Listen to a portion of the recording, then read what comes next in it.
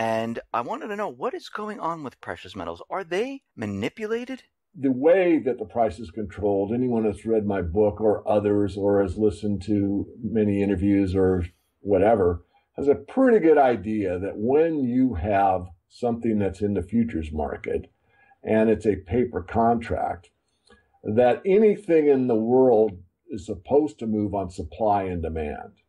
So if you can make a bunch of supply just by writing up a bunch of paper, that adds to the overall supply, and therefore the price goes down, because when you have a lot of something, it's supposed to lower the price. If something is scarce, then the price should be higher because of supply and demand. So the supply comes in a form that absolutely doesn't exist in many cases. And I'll go a bit further because most people on your channel know this, but I think it bears repeating. The rules are set up so favorable to the shorts, it's almost laughable. Why? Because you're allowed to sell as much silver or gold that doesn't exist as you possibly want. But if you're long and you want to take delivery of the physical metal, there is a very hard limit. In silver, it's 1,500 contracts or 7.5 million ounces. So if you wanted to corner the market, you can't. The exchange says this is all you can take on any given delivery month. But selling, I don't know. Now, there are limits on the books that say you can only sell a certain amount, but they just always look the other way. So back on the point is to keep the psychology low, is to make sure that no one runs to gold or silver as a safe haven, a safe harbor.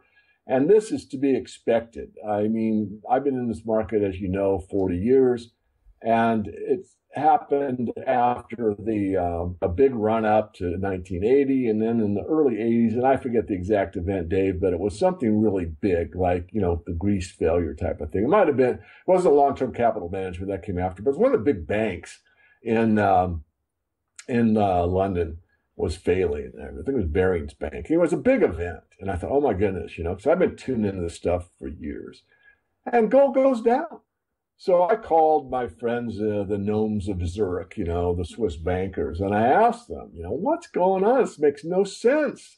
I mean, people should be flying into gold, and they basically said in a roundabout way that, it's a controlled market, my words, not theirs, and don't expect to go long gold for quite some time. And that was in the mid 80s to 1990 in that 5-year time frame. So I did other things, but I've always, been philosophically tied to sound money, honest money, that type of thing. So I can never absolve myself from it. Oh, I'm just going for the next, quick cash thing. That's not me. It's in my DNA to be in the precious metals because of what they represent and the philosophy behind them. So long answer, but no, they pounded it on purpose. They did it in the paper market. The paper markets are favorable to the banks. The rules are ignored.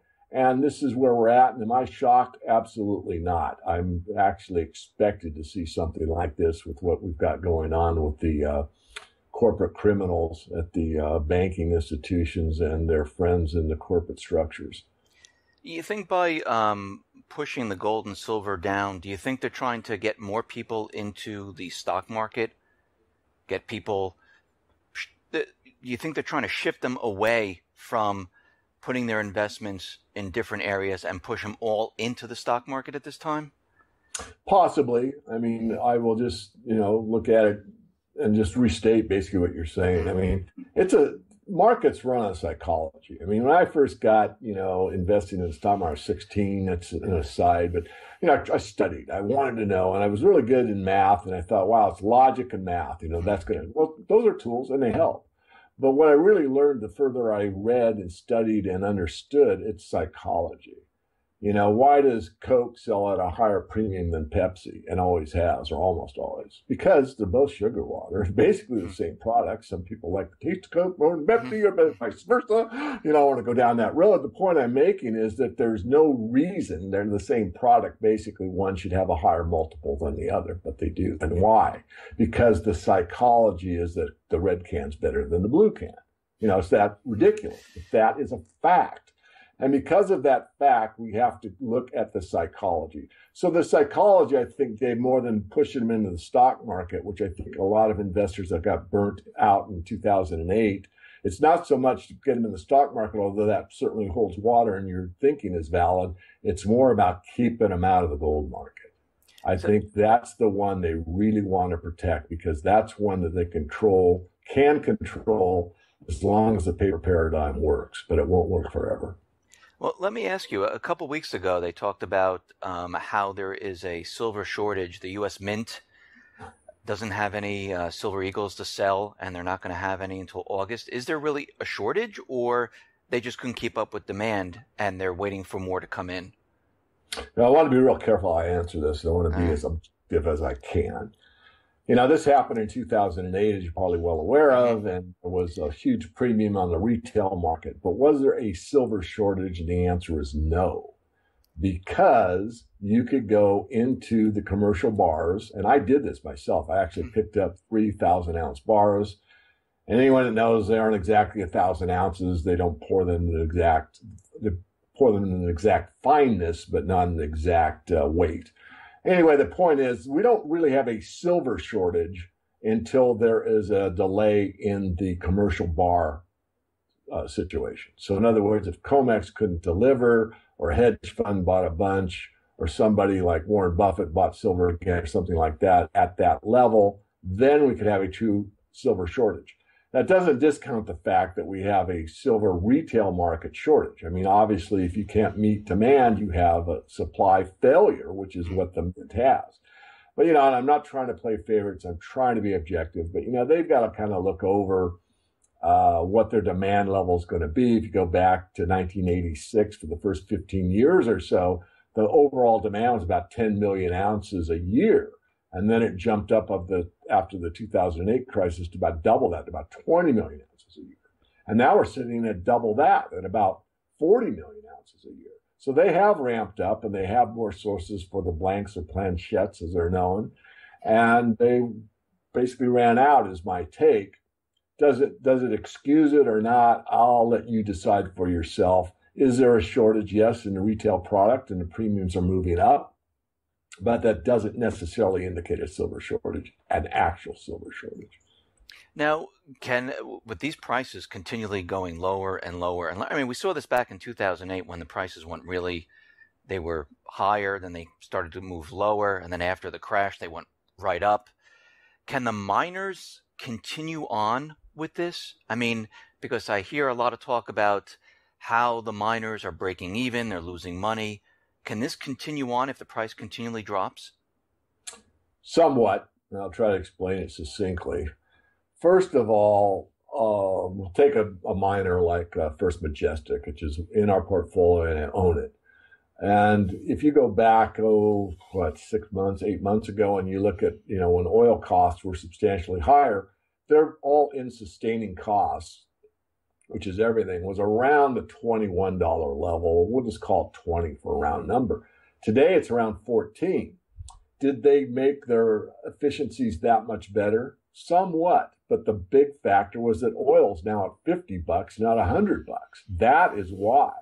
So they're, moving along. Are they making much profit when, the price is 15 and they're mining at 14.5 bucks? No, I mean, they're not.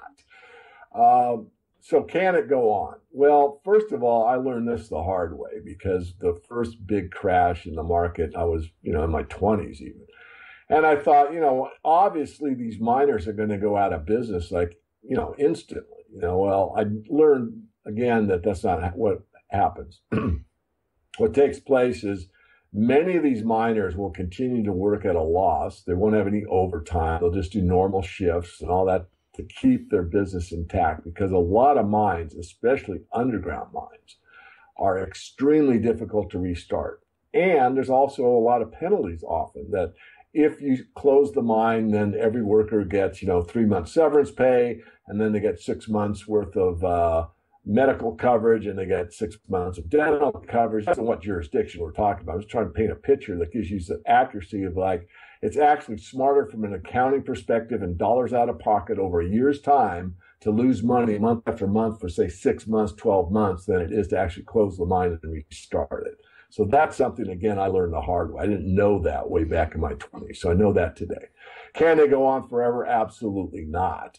And what can happen is They can be mergers, depending on what property or what project we're talking about, or they can just basically go on care and maintenance, which they basically keep the lights on and a skeletal staff, and they basically don't mind much. If anything, they turn the machines on once in a while and that type of thing.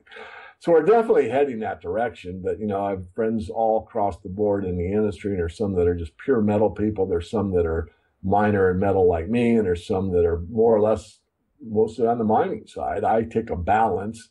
There's more juice to the upside in the miners than there is in the physical. I made far more money on the mining industry than I have in the metal itself. I've done fairly well there, but I got in at the right time, and I admit that. And for the record, I did buy some silver at 30. So, not everybody gets it right all the time. I'll be the first to admit it. But that I hopefully answered the question. So let me just summarize that actually these miners can go further in the red than you might think initially. So I've heard, I don't know if you heard this, but like First Majestic Silver and Canadian Silver Miner, I guess they're looking at the silver market and saying it's completely manipulated, and they were going to investigate the CFTC and find out why this is happening. Have you heard anything about that? Yes, I'm pretty close to Keith Neumeyer. I've known Keith for years. I mean, we've had dinner together. I'm pretty sure coffee for sure. And Keith is one of the few that will actually stand up and say, "Look, this isn't right. These kind of markets shouldn't trade this way." And he wrote a very good letter that I read and sent out to our, some of the Morgan Report members about what he did. He basically said, "Look at these facts. Can you explain them?" And at that time, he had not received a response from the CFTC. I don't expect he'll get one, although he may have. I mean, I could probably call him up after the interview or text him and probably get a response within a day or two. But I commend him for standing up and asking the right questions, asking with the right, governmental or body or the right regulator, we might say. But I really don't expect much to happen. I've been, rather jaded by the financial system at large, meaning that some of these agencies that are supposed to be making sure that there's a level playing field seem to make sure that it's cocked one direction and one direction only. And that's the way it's been for quite some time, unfortunately. But again, it doesn't mean that, one, that it can't have an effect. Two, it certainly shows a lot of silver investors that there's somebody at that level that's willing to stand up and ask the right questions.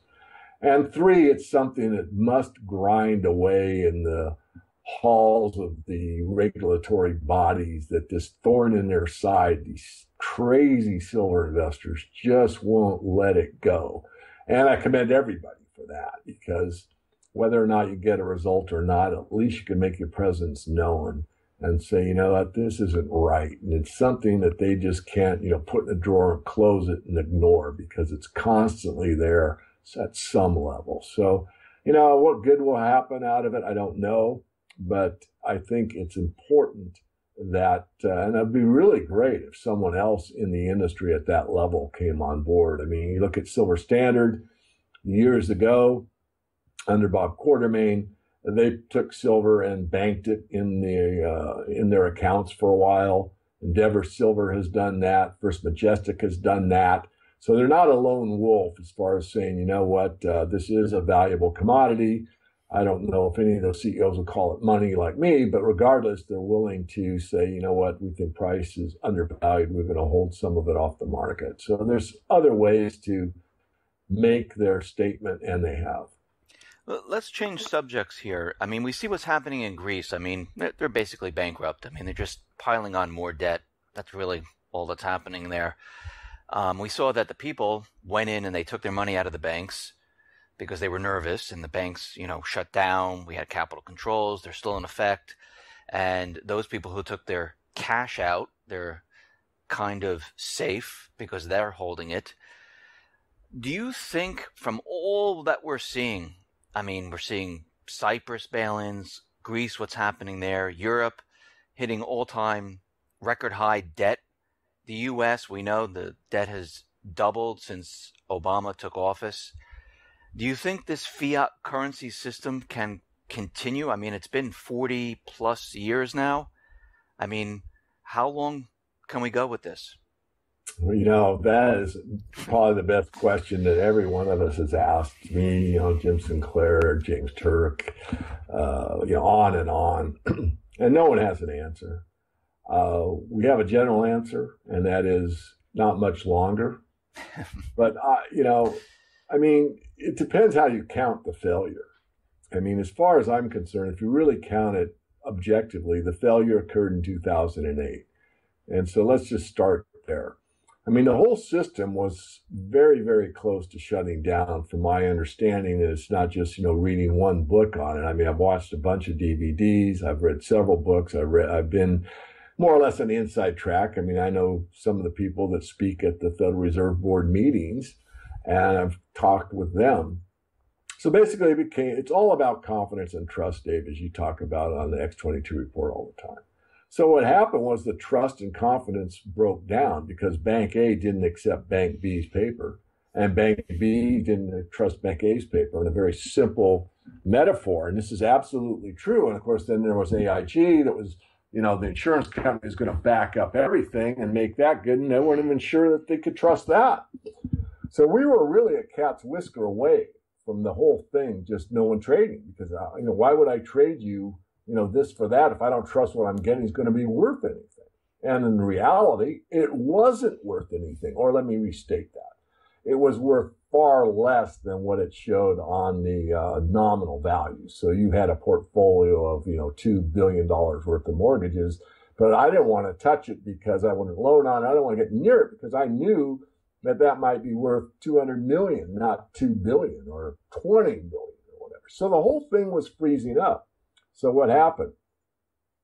Well, Mr. Freddie Fed came in and said, look, Bank A, you don't trust this paper. Bank B, you don't trust their paper. So here's what we're going to do. You trust Treasury bills, don't you? Oh, yeah, we trust Treasury bills. So well, give me that toxic debt, which is how we refer to it, and I'll give you T-bills in its place. And the system continued onward. Okay? So now what's the QE been all about? Well, it's been about, printing money, or the government borrowing money from a private corporation known as the Federal Reserve. But what have they been putting all this quote unquote money into? Well, they've been buying all this crap. And paying what? Well, they've been paying whatever they've been paying. I won't say they've been paying, notional value or face value for it. I really don't know, but they've been buying all this crap up off the books that banks wouldn't touch. All right. So now what's the next step after that? So the system confidence broke down. So the next level is the confidence in the sovereign itself, which means do you not trust Bank A and B's paper and all? And I'm talking that as a metaphor. We're talking the entire global financial system at the banking level. Everything from the top banks on down to the small commercial bank on your street corner. I mean, the whole system is interconnected. That's what systemic means. They're all connected. So now what's the next one? Well, the next one is, I've lost confidence in what? And that is, I've lost confidence in the piece of paper that's backed by your population. Because governments don't create anything. Well, maybe they create misery. I'm sorry, I take that. Sorry for my sin. So governments create paper that supposedly is money that's backed by what? The full faith and credit of the government. But what that means is they've got a big enough stick to beat everybody over the head with to be able to collect taxes from them to pay off the interest that they've borrowed from a private corporation called the Federal Reserve. And that's how the system works throughout the world, basically. So what you're really saying is that somebody in the banking system, now it's not trusting bank to bank, it's trusting bank to nation state, meaning specifically, I don't trust the euro. Well, why don't I trust the euro? Because I know that the Greek people, no matter how much you beat them up, are not going to be able to pay off this debt. Of course, Dave, better than I. That's exactly where we are right now. So we're walking down that tightrope. We're kicking that can along. But the reality is it has failed. It failed in 2008, and we swapped bad paper for good paper. But now we're walking down where that good paper has come into question. And Greece is probably one of the first, and there are others that are saying, you know what, this euro, how good a paper is that? And so you're seeing, you're seeing a premium go into the US dollar because it's safer. But at the end of the day, it's just like the bank A, bank B analogy I gave and keep dwelling on, that this paper that people trust someday won't be trusted. And when that day happens, then it could be very quick, it could be very broad, and even the authorities probably can't contain it. Could be, I don't know. If you go back and search some of my very early work, or you type in, and I don't know if you can get it or not, the movie Rollover in 1981, that's a pretty good analogy, because that New York banker is sitting in a major bank at the trading desk, and basically the Arabs sell everything they own to liquidate. And liquidation means you got to get back to the currency. You got to get back to those dollars. The problem is that a stock certificate or a bond or multi-limited partnership, whatever, CD, none of those things equal cash. So they have to be sold through the system and then converted to cash. And there's a lot less cash out there than there is debt or stocks or anything else.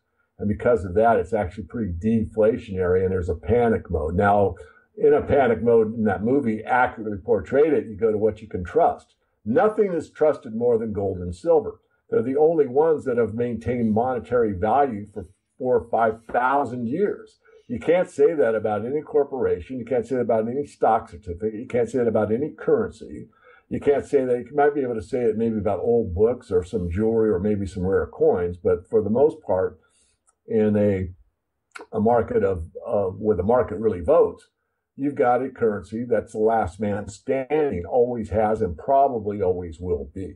So once the psychology changes, more so than it has, meaning that the 1% of the world population that's smart enough to be into precious metals wakes up and says, you know what, I don't care what's going on TV. I don't care what is said by the authorities. I don't trust them. I don't trust what's going on. And they move into the precious metals at a small level, maybe 10%. That could double. In other words, instead of 1% looking at gold and silver as a safe haven, if 2% of the planet, that would double the demand. And that would probably be enough to take out the paper paradigm in both the gold and silver markets. So long-winded answer, I think it's important for people to understand exactly where we are, because governments do fail. There's some books out there about how this could go on forever. I totally disagree. If it could go on forever, then the Romans could have debased the silver coinage more than they did, which was basically a copper coin with a silver wash on it, and kept the system going by debasing the currency. But it didn't. It failed. And we are failing. I think we failed in 2008. We pretended and extended the problem. And I think I know your next question, which I hope you ask me, because it'll probably put some more light on this. But, it's hard. It's not like a foot race or an auto race or a boat race or whatever. We say, here's the starting line, go, and here's the finish line, done. In these type of situations, no one's going to be able to, maybe in hindsight, say this is when it started. But I say the failure started in 2008. I say we've pretended that we fixed it. It's only gotten worse. And the repercussions are that a national currency, which is tied to all other national currencies, believe it or not, is going to be the next failure. I mean, it seems like right now the government is making a huge push to convince everyone that we're in a recovery. I mean, everywhere I look, unemployment's at 5.3. We have strong housing sales. It's incredible. Prices are skyrocketing. I mean, they're just coming out with all this data. And when you look closely at it, it's not exactly what it really is.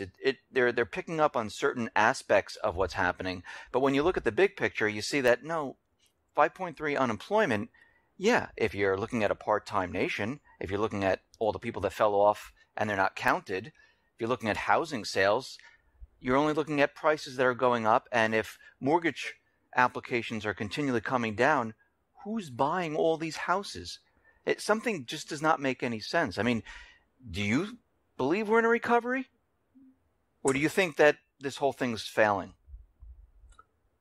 Well, there's always pockets of, of things that are innovative or somebody improves something. I mean, look at the smartphones over the last 10 years and, look at how cheap you can buy a laptop for now versus the first one you bought and that type of thing. So, I don't want to discount the fact that people are inventive, they're creative, the marketplace, the little minuscule amount of free market innovation that's still available, and there is some, does work. But no, from the big picture, no, it's a big joke. And the reason I can state that with authority is there's two markets. There's one that's called the physical reality or the physical economy. And the physical economy is how many new homes are being built, how many apartments, how many new shopping centers are going up, how many people are buying new cars that can afford them, how much, innovation is out there. What about generating my own power? Or what about getting a car that gets 80 miles to the gallon? Or, these type of things. And you don't see that because the reality is that the physical economy is supposed to be tied to the financial markets, or more specifically, the stock market. The stock market used to actually be a pretty good indicator of what the American system was doing.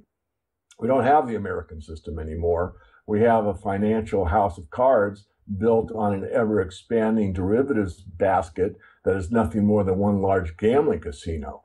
And because of that fact, the powers that be, the controlled media, the propaganda press, keeps pointing to look at ring A, look at ring A, look at ring A. And in ring A, what do you see? You see the Dow Jones Industrial Average. You see the S&P 500. You see the great bond market, and you see the talking heads coming out and towing the party line, knowingly or unknowingly, saying, well, we got to be doing great, Dave, because look at the Dow Jones Industrial Average. Now, if and only if the financial markets really were in tune with the physical economy, I'd be the first one to jump and say, look, this is the reality. But it's an absolute delusion. It's pretending as if the Dow Jones Industrial Average reflects the industrial capacity and the demand for actual physical goods in the economy. And it doesn't. These companies are buying back their own stock because the bond yields are so low and they don't know what to do with the money.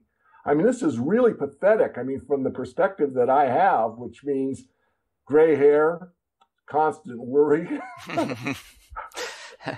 And looking at this for so darn long, it's hard for me to see the forest for the trees. Nonetheless, we're in a situation now where it is so convoluted. There's so much obfuscation of what the real facts are and the truth. So all you really need to do to be objective is get a 12-year-old kid and drive them, through about 4 states and ask them what they see out the window. Because that physical economy will be a reflection of what's really going on, irregardless of the Dow making new highs. Do you still believe that we're going to crash this fall? Do you think that we're heading in that direction? Yeah, and crash is a tough term because it means crash. I mean, something that happens instantly. It means something that's a big deal. Mm-hmm. So I don't really, I don't mind saying if I said crash, I said crash. I don't like back up. But I'm just using that term. Yeah, oh, that's fine. That's fine. Yeah. Yes, I do.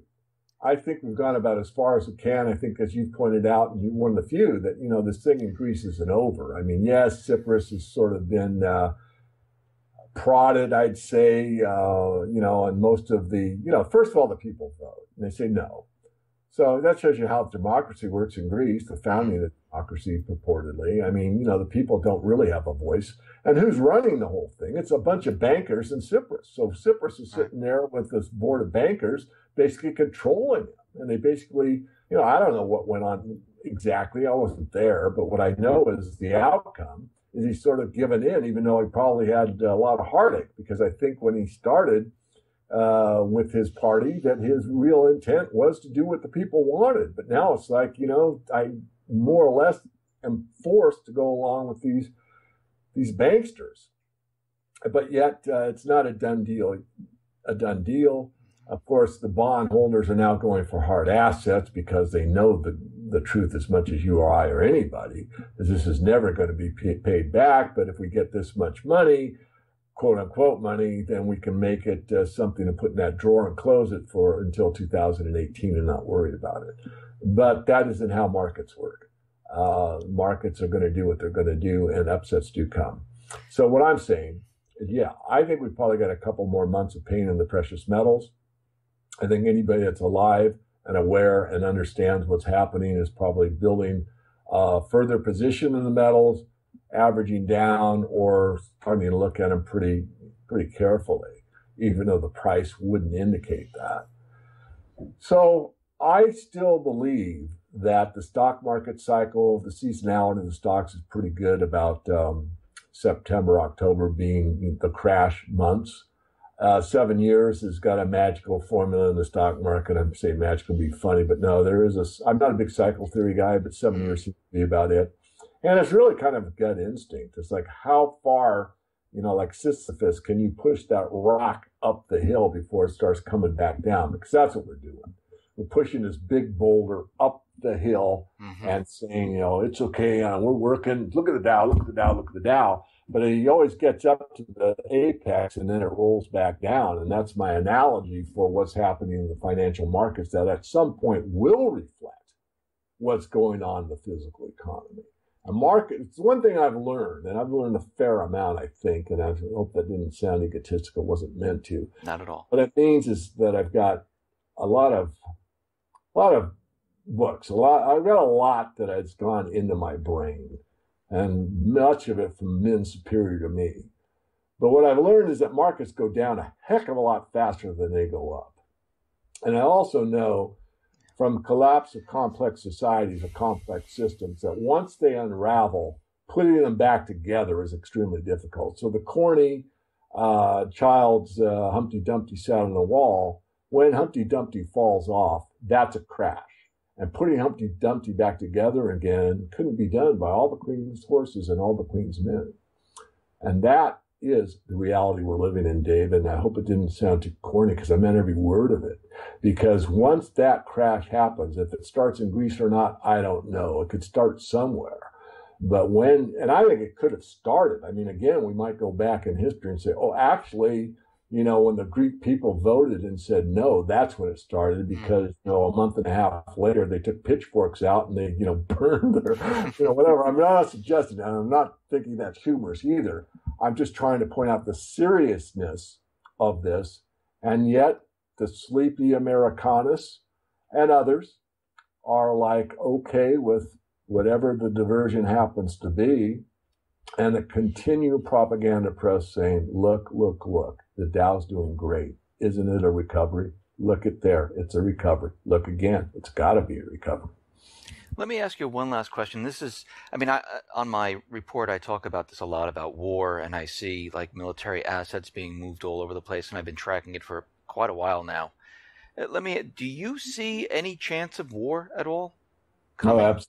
Yeah. I don't say this often because of, my background, but I actually, worked in the defense industry for a short time and, high clearances and all of that stuff. But I am well aware of the military industrial complex, and, Eisenhower warned about it. Unfortunately, if you look at the GDP on an objective basis and you see how much of a war machine America is, not only with occupying 52 different countries as we speak, but the amount of hardware that we build and is sold around the world. Basically, if you're somewhat a pacifist, and I'm like me, somewhat, I don't want to say totally, there may be instances where it's absolutely necessary, and I don't want to go on that discussion right now. But all I do want to discuss is that the war machine is one of the feathers in the cap of the United States, if you want to look at it from a economic perspective, meaning, dollars, outflow and what we manufacture and what we do and what we make and who buys it and that type of thing. Now, just think, if you go to Hicks, the comedian, he's dead now, I forget his first name, but he did that very eloquent speech that most of us that frequent the internet know about. But he said, if you could just take all of those resources, that energy of mankind, the money, the effort and all that, and then pour that into feeding the world or making a more efficient, means of transportation, whatever, because a great deal of resources, time, energy, and brain power has gone into the military industrial complex. And this doesn't really serve anyone. But no, war is big. It's huge. It's big business. It's a racket, and it's going to continue. And I think that's probably an outcome that we can pretty much see. And I want to go a step further, and certainly this is a little bit outside of my field, but what worries me the most isn't necessarily a bombing war, although that certainly is the case. It's more about a cyber attack or an EMP, where we have these cyber wars that take place. I mean, you did a great job again, Dave, on, this thing that happened with the New York Stock Exchange, United Airlines. I mean, what was really going on? Was that a test case done by the powers that be? Was that really China? I mean, I don't know, but I have an open mind and I question those type of things. Was that a dry run?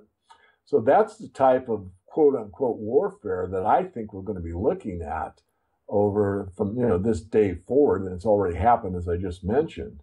That type of warfare. I mean, just do a thought experiment and say that, North Korea or Russia or somebody throws up something at a satellite level and blasts out an electronic magnetic pulse that's powerful enough to take out the electronic grid in half the United States for 2 months. It's not killing anybody, but it certainly would put everything at a halt. And again, I'm not suggesting that, but I am saying the technology exists. And I am saying that's something to factor into your question of what do I think about war. I think about war as going into another level than we've ever seen in the past. Again, I think I would downplay the Ukraine thing, not that people aren't getting killed, tanks exist, not saying I would try to be as more heartfelt and look a little, more open-mindedly about where is the next level of war going. And I think it's going to where I'm outlined. I think it's not going to be so many, tanks rolling across borders and shooting, and that will always exist. But I think you're going to be seeing more of the cyber attack, espionage, blackmail, maybe shut down a money center bank. Just think what would happen if you shut down a money center bank for a while. Or let's just say the stock exchange that was infiltrated, perhaps, was shut down for a week instead of a day or half a day. What would happen then? So that's where my thoughts are. I'm glad you asked the question. I've certainly no authority, but as you know, I don't watch much TV. I have a lot of time to think about these things, and I've given it a great deal of thought, and that's where my thoughts lead me. Oh, okay. Thank you very much. Listen, I really appreciate you coming on the X22 Report Spotlight. It's always a pleasure. For those people that want to get in touch with David Morgan, you can go to his website, which is silverinvestor.com. You can join up to his Morgan Report. You can also see him on YouTube now at Silver Guru. And just type that in YouTube, and his channel will come right up. Thank you for being on here. Dave, thank you. And I just want to compliment you on the back end, just like I did on the front end. You do a great deal of work. You put in a lot of hours. And where do you get all this information? I mean, you get stuff sometimes that I don't get anywhere except the X22 report. And it's, hi, I'm Dave. And I like your opening. And I'll be honest, I don't listen to it every day, but I try to listen to like at least the economic collapse update news, because once in a while you'll find stuff that's like, wow, that's right. And he found that. So where do you get your information? What I do is I go out and I look for websites not here in the United States. I go across the globe, and basically I take their RSS feed and I have the news being pumped into me.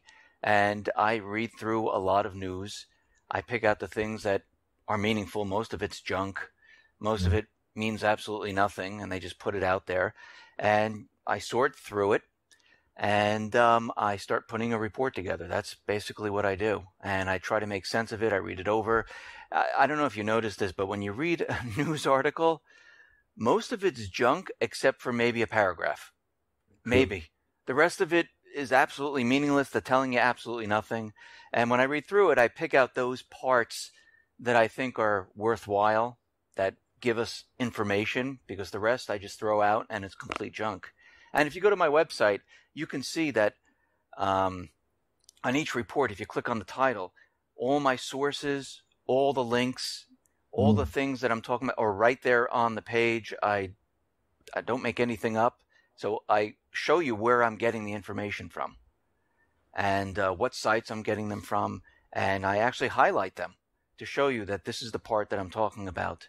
So everything is right on my site, and it's 700 plus episodes, and you can see exactly where I'm getting everything. That's my short, long answer.